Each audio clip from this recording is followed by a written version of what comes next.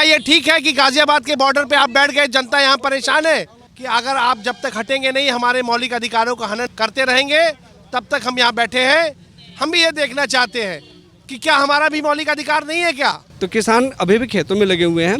ये लोग हैं या तो पेड़ हैं या बड़गलाए हुए हैं, और कुछ ऐसे भी हैं जो हम लोगों से बातचीत होती है, क्योंकि कुछ ऐसे किसान भी यहाँ पर हैं जो हमारे आसपास जो रहते हैं उनके रिश्तेदार हैं। वो बताते हैं उनकी मजबूरियाँ हैं यहाँ आना। ये बोलते हैं जय जवान जय किसान चिल्लाते हैं यहाँ पर, और जवानों को मार रहे हैं और बोलते हैं जय जवान जय किसान। कौन से किसान हो भाई तुम लोग? 73 दिनों से लगातार जो किसान आंदोलन को लेकर तथाकथित किसान जो गाजीपुर बॉर्डर पर लगातार रास्ते को बाधित किए बैठे हुए हैं, जिसको लेकर यहाँ पर कई लोग धरना प्रदर्शन कर रहे हैं और लगातार किसानों से लगातार बॉर्डर को खाली करने की अपील कर रहे हैं। और यहाँ पर कई लोग यहाँ पर मौजूद हैं, उनसे हम जानना चाहेंगे कि आखिर वो यहाँ पर क्यों बैठे हुए हैं और किस संबंध में इनका ये धरना प्रदर्शन चल रहा है। यहाँ पर कई लोग मौजूद हैं, मैं बात करना चाहूंगी। सर, किस बात का प्रदर्शन है ये? सर, किस बात का प्रदर्शन है ये? प्रदर्शन ये है कि जिस तरीके से तथाकथित किसान आंदोलनकारी पिछले 70 दिन से गाजियाबाद को बंधक बना रखे हैं, देश को बंधक बना रखे हैं, उसके खिलाफ ये प्रदर्शन है। हम भी किसान हैं, हम भी कर देते हैं। हमारा भी मौलिक अधिकार है कि हमारी भी मांगों को या मौलिक अधिकारों का हनन ना हो। क्या ये ठीक है कि गाजियाबाद के बॉर्डर पे आप बैठ गए, जनता यहाँ परेशान है? आज तक जब तक NH-24 नहीं बना था, कोई नहीं आता था पूछने कि आपको क्या दिक्कत हो रही, क्या परेशानी है। जब हमारे प्रधानमंत्री ने एक ऐसी रोड बनाई है कि देश की प्रगति हो रही है, तो आपको परेशानी होने लगी है। तो हमारा ये गाजियाबाद उत्थान समिति एक आंदोलन कर रही है कि अगर आप जब तक हटेंगे नहीं, हमारे मौलिक अधिकारों का हनन करते रहेंगे, तब तक हम यहाँ बैठे हैं। हम भी ये देखना चाहते हैं कि क्या हमारा भी मौलिक अधिकार नहीं है क्या? तो सबसे बड़ा मुद्दा तो यही है। तो आखिर क्यों किसान नहीं हट रहे? क्योंकि जिस तरीके से मोदी सरकार भी साफ तौर पर सदन में ये कह चुकी है कि ना MSP हटी थी, ना हटी है, ना कभी हटेगी, फिर क्यों आखिर जो किसान हैं क्यों अपना प्रदर्शन खत्म नहीं कर रहे हैं? तो ये तो एक कुछ विदेशी ताकतें हैं जो इनको सपोर्ट कर रही हैं। आप बताओ, कोई किसी किसान के पास इतना धन है कि जो ऑटोमेटिक रोटियां बनवाए? क्या किसानों के आंदोलन में मसाज की दुकानें चलेंगी क्या? मसाज की मशीनें लगी हुई है। आप देखिए, अगर ये इस तरीके से चलेगा तो ये किसान नहीं है, जनता देख रही है। लेकिन क्या देश, एक मिनट, अगर देश में इस तरीके से चलता रहेगा तो देश कैसे आगे बढ़ेगा? देश की प्रगति को रोकने के लिए ये आंदोलन किया गया है। विदेशी ताकतें इसमें इन्वॉल्व है, विदेशी धन इन्वॉल्व है। अगर हम इसको आज नहीं रोकेंगे तो ये बढ़ता चला जाएगा। देश में कहीं ना कहीं आर्थिक नुकसान होगा, देश की प्रगति रुकेगी।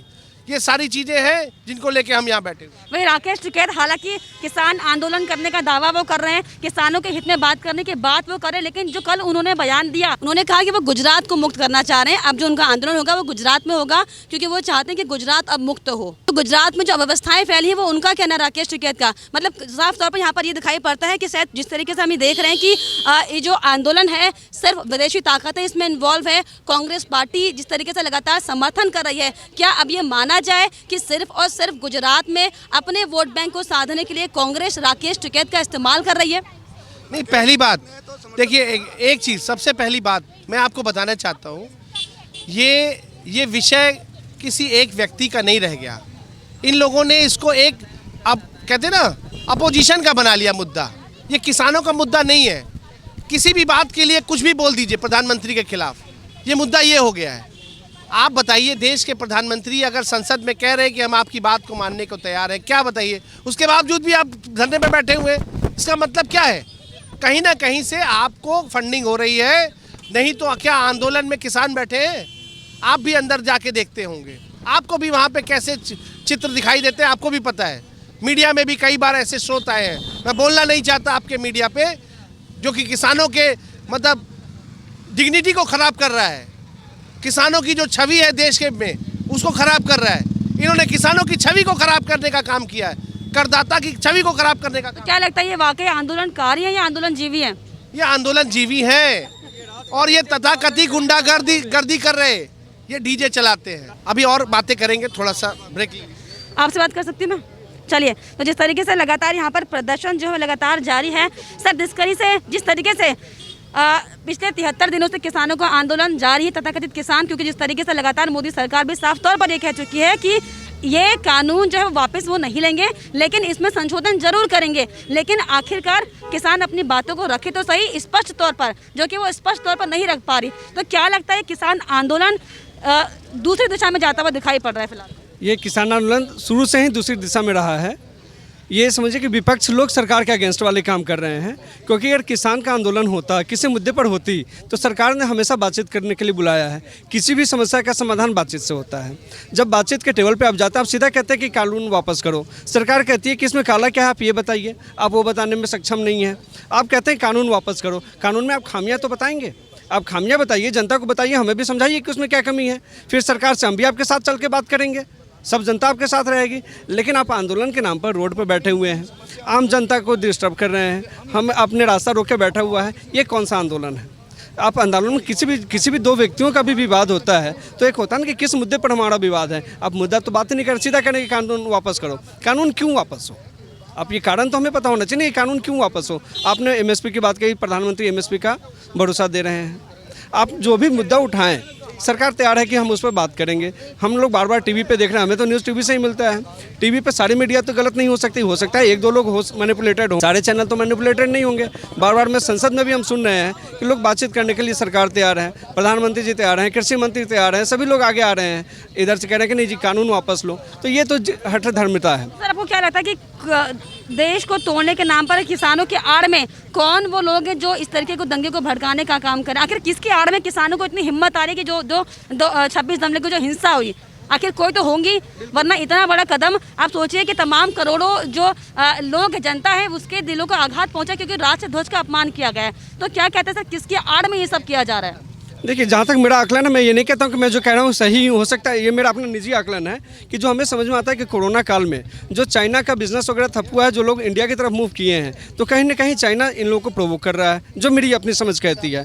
उसके बाद साथ में जो हमारे ये खालिस्तानी समर्थक हैं, उनको भी एक मौका मिल गया है, तो ये दोनों का मिला जुला है, वहीं से कहीं ना कहीं से फंडिंग हो रही है। बाकी तो जो जाँच एजेंसियाँ हैं वही सही बता पाएंगी। हम लोग तो वही जो मीडिया में देखते हैं, जो पढ़ते हैं और जो चीज़ें अपने को फील कर रहे हैं, उसके आधार पर जो लगता है कि कहीं ना कहीं इसमें चाइना का हाथ है।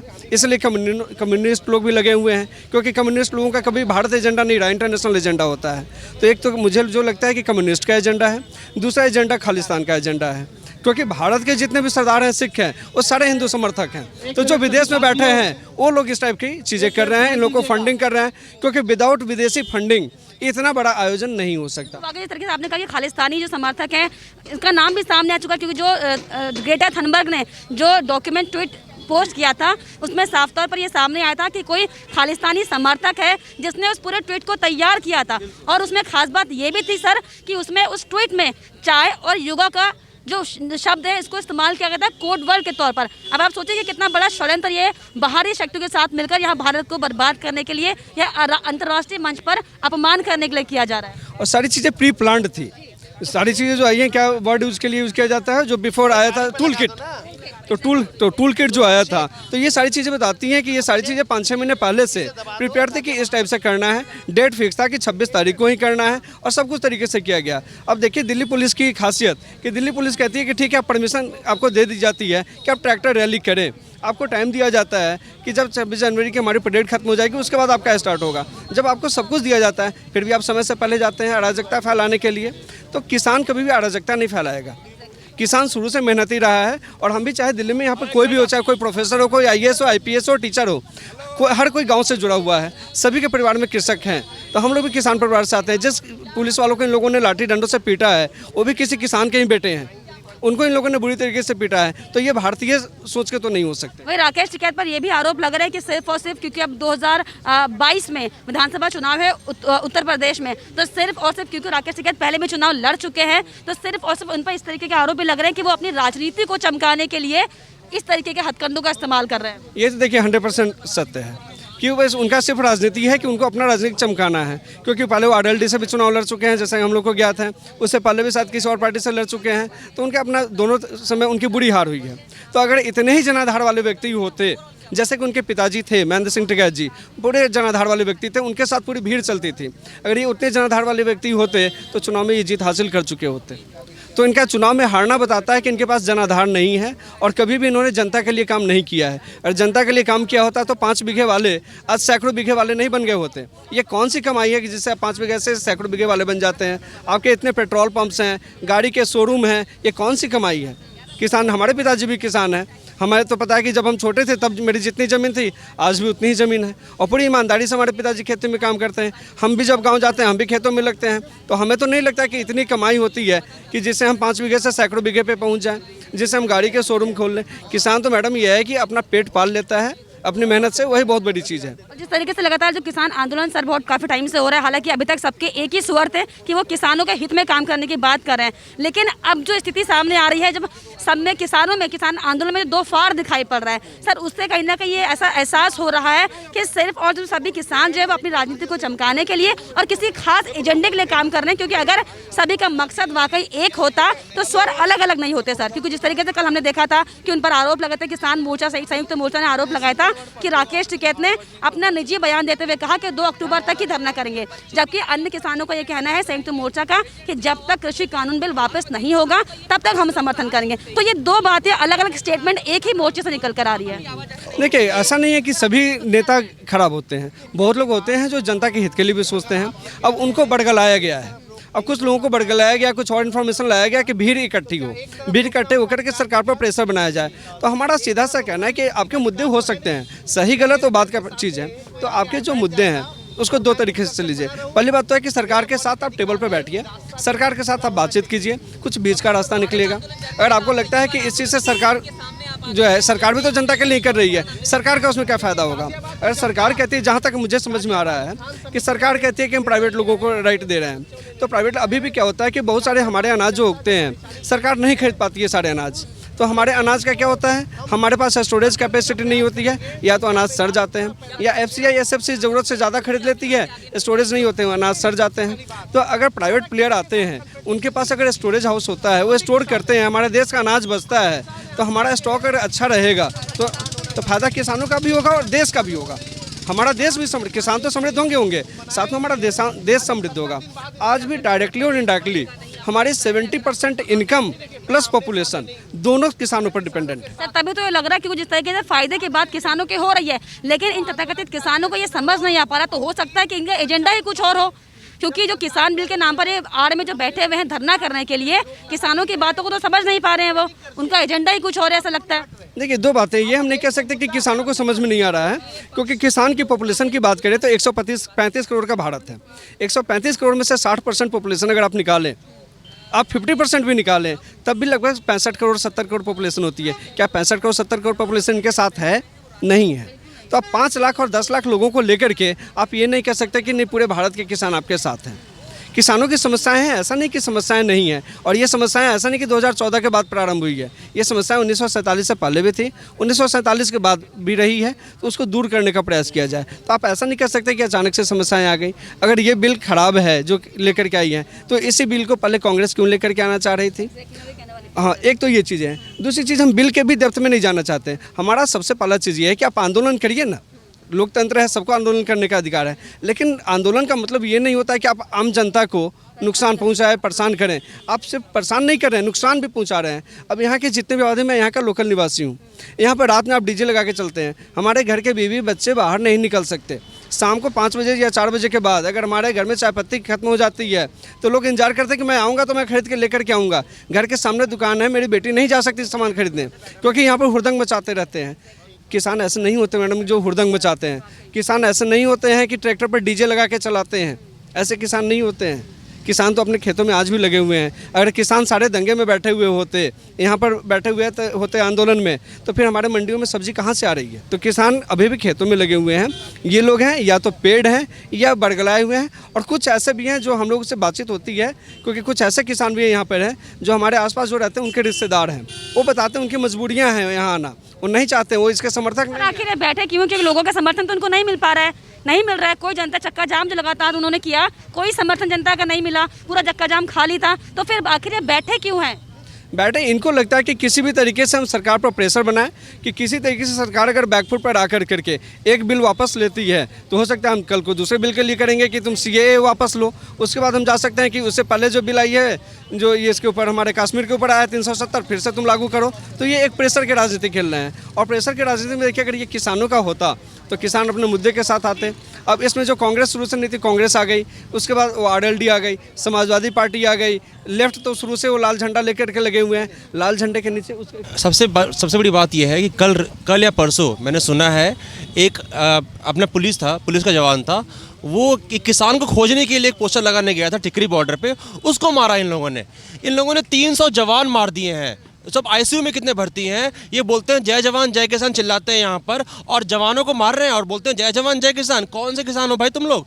दूसरी बात, ये यहाँ पे जो बताया इन्होंने 26 जनवरी के दिन जो इन्होंने कांड किया है, उसके पहले सुबह में यहाँ पे हमारे पार्क में ना सब कुछ बेंच वेंच उखाड़ दी थी इन लोगों ने, पौधे तोड़ दाड़ दिए थे, रात को दारू पीकर यहाँ हंगामा किया था।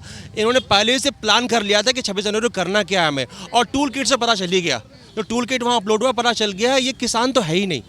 और इनके ये मुझे तो लगता है ना कि ये एक वर्ल्ड में फॉरम देना चाहते हैं मैसेज कि ये कंट्री स्टेबल नहीं है, यहाँ मत आओ इन्वेस्टमेंट के लिए, ये बेकार कंट्री, यहाँ मत आओ, ये रोकना चाहते हैं। और इसमें यहाँ के लोग नहीं है, ये बाहर के लोग हैं, यहाँ पे बाहर से पैसे कई लोगों के ये भी आरोप है कि सिर्फ कांग्रेस का मुहरा बन के रह गए राकेश टिकैत, क्योंकि गुजरात में वो जाने की बात करें, जबकि आपको पता है गुजरात में BJP का शासन लंबे समय से है, लेकिन अब वो सिर्फ और सिर्फ पटेल समाज को प्रभावित करने के लिए अब राकेश टिकैत का इस्तेमाल करने की कोशिश कांग्रेस कर रही है। अंग्रेजों ने जो देश को बांट के राज किया था ना, कांग्रेस ने यही तो किया आज तक, हिंदुओं का बांटा, मुसलमानों को बांटा, हिंदुओं को जातियों में बांट दिया, दलित अलग कर दिए, बांट कर इन्होंने कोशिश की, चलाया आज तक शासन। लेकिन अब वो टाइम धीरे धीरे खत्म हो रहा है, अब लोगों को समझ में आने लगा है, पब्लिक सब जानती है, पब्लिक समझती है, और इसीलिए ना ये बोल रहे हैं 2024 तक हम रहेंगे यहाँ पे, 2024 तक ये रहे जाते, 2030 तक रहे। इनके पास पैसे बहुत हो सकते हैं, लेकिन पब्लिक को पता है कि कौन सही कौन गलत है। इनके आंदोलन को समर्थन नहीं कर रहा है, अब ये धीरे धीरे जा भी रहे हैं। जितने पैसे मिल रहे उतने दिन तक आएंगे, जिस दिन पैसे खत्म हो जाएंगे आंदोलन खत्म हो जाएगा। बस ये पैसे पे चल रहा है आंदोलन, पेड़ आंदोलन है। कांग्रेस लगातार पहले चाहती थी कि इस तरह का कानून आए, लेकिन अब जो मोदी सरकार लेकर आई है, तो वो केरल में जो हमने देखा था कि सचिन तेंदुलकर के भारत रत्न का जो अपमान किया गया था, उनकी फोटो में काली स्याही डालकर इसका विरोध किया गया था, बेहद शर्मनाक। लता मंगेशकर जी को कालिक पोत रहे हैं लोग, कैसे लोग हैं? इनकी मानसिकता वही समझ में आ जाती है कि कितने गंदे लोग हैं ये लोग, क्या गंदगी मचा रहे हैं देश में, और ये पब्लिक सब देख रही है। ये अच्छा है कि धीरे धीरे एक्सपोज हो रहे हैं, अपने आप एक्सपोज होते जा रहे हैं। अगर सरकार इन पे कुछ एक्शन ले लेती, दंडे बरसा देती, जो हम चाहते थे बरसे, सरकार ने नहीं बरसाया, लेकिन ये खुद को आगे आ रहे हैं, अपने आप को एक्सपोज करना शुरू कर दिया है, और बढ़िया एक्सपोज हो रहे हैं, पब्लिक देख रही है सब कुछ। तो यहाँ पर लगातार जिस तरीके से प्रदर्शन किया जा रहा है, आप देख रहे हैं कि बच्चों के हाथ में तख्तियाँ हैं, और किसान आंदोलन, जो तथाकथित किसान लगातार आंदोलन में बैठे, हमने देखा कि बच्चों के हाथ में है। लोकतंत्र के आड़ में गुंडागर्दी बंद करो, बंद करो। संसद के सम्मान में करदाता मैदान में है। तो लगातार लोग यहाँ पर नारेबाजी कर रहे हैं। आप ये देख सकते हैं कि किस तरीके से किसान आंदोलन के नाम पर जो तथाकथित किसान बैठे हुए हैं, उससे लोगों को वाकई रोज़मर्रा में काफ़ी दिक्कतें आ रही हैं, जिसको लेकर लगातार अब किसानों का जो गुस्सा इस कदर सड़कों पर फूट रहा है कि वो अब तथाकथित किसानों से आंदोलन बंद करने की लगातार अपील कर रहे हैं।